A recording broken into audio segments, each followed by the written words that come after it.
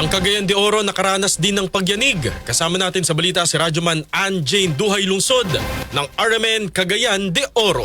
RMN Network News.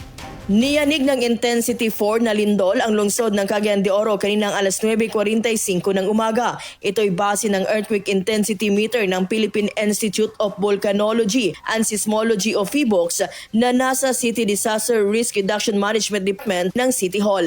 Dahil rito ay nabisuhan ang lahat ng barangay na makinig at sundin ang abiso ng CDRRMD sa mga dapat gawin. Samantala, lumabas naman sa kanya-kanyang establishmento ang lahat ng individual matapos maranasan ang nasabing lindol. Inutos naman ni Mayor Rolando Clarix Uy na isuspenso ang lahat ng klase ng private at public schools ng lungsod. Ang nasabing utos ay base na rin sa rekomendasyon ni Cagayan de Oro Schools Division Superintendent Roy Angelo Gazo upang matingnan ang sitwasyon ng mga paaralan ng lungsod. Dahil rito inutusan naman ang mga guro na gawin na lang ang modular at online classes. Sa ngayon wala pang naiulat na nasaktan pero may nakitang minor structural damage o crack sa City High Junior School ng lungsod. Kasama mo sa RMN Cagayan de Oro, Radyoman Annie Jane Duhay Lungsod, Tatak, RMN.